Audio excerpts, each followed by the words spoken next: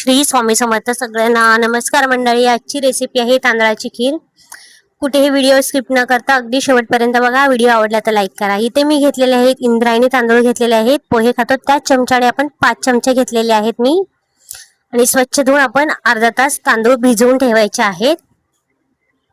अर्ध्या तासानंतर आपण चेक करूया आपले तांदूळ भिजलेले आहेत का। त्यानंतर आपण हे मिक्सरला पल्स मोडवरती आपल्याला हे फिरवून घ्यायचे आहेत। खूप बारीक करायचे नाहीत, फक्त आपल्याला पल्स मोडवरती फिरवून घ्यायचे आहेत। तुम्हाला कसा वाटतं व्हिडिओ मला कमेंट मध्ये नक्की सांगा मंडळी, आवडला तर। आता छान आपण असं मिक्सरला पल्स मोडवरती हे फिरवून घेऊया।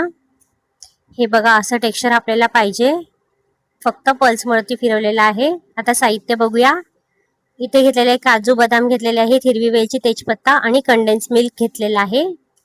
तूप घालायचं आहे आपल्याला 1 चमचा। काजू बदाम छान असे तुपामध्ये परतून घ्यायचे आहेत आपल्याला। आता आपले काजू बदाम छान असे परतून झालेले आहेत। आता आपण एक प्लेट मध्ये काढून घेऊया।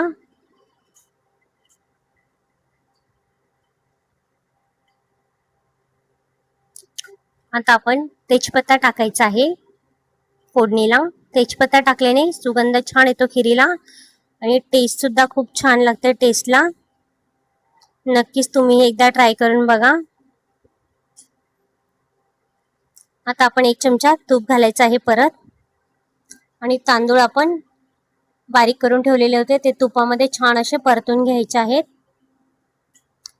छान असे सुगंध सुटेपर्यंत तुपामध्ये आपल्याला तांदूळ परतून घ्यायचे आहेत। हे बघा अशा पद्धतीमध्ये। आता आपण इथे अर्धा लिटर दूध टाकायचं आहे। मी बफेलो मिल्क घेतलेला आहे, पूर्ण क्रीम सोबत वापरलेला आहे।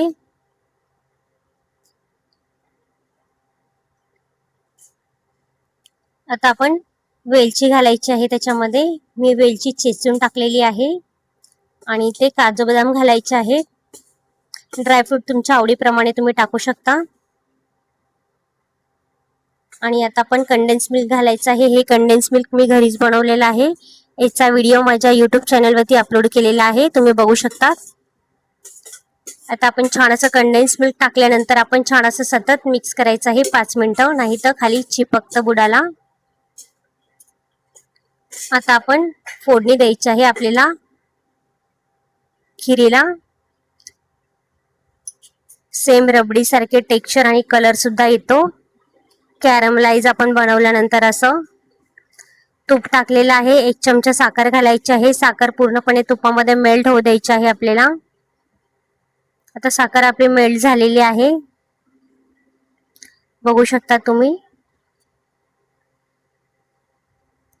तर थोडं थोडं करून आपल्याला हे खिरीमध्ये टाकायचं आहे। पूर्णपणे एकसंगते टाकलं तर अंगावरती उडू शकतं, त्यामुळे आपण थोडं थोडं करून टाकायचं आहे आणि छान असं मिक्स करायचं आहे। बघा रंग किती सुरेख आलेला आहे, सेम रबडी सारखा आलेला आहे रंग खिरीला आपल्या। 10 मिनिटं आपण गॅस स्लो करायचा आहे आपल्याला आणि झाकून ठेवायचं आहे 10 मिनिटासाठी। 10 मिनिटानंतर तुम्ही बघू शकता खिरीचा रंग, टेक्स्चर सेम एकदम क्रीमी टेक्स्चर आलेला आहे आणि कुठेही तांदूळ दिसत नाहीये त्याच्यामध्ये। पूर्णपणे शिजलेला आहे तांदूळ याच्यामध्ये आणि एकदम क्रीमी टेक्स्चर आलेला आहे। सेम रबडी सारखी चव झालेली आहे, त्याची चवीला खूप सुंदर लागत आहे। नक्कीच एकदा ट्राय करून बघा मंडळी, तुम्हाला आवडली तर। चला बाय, जय महाराष्ट्र।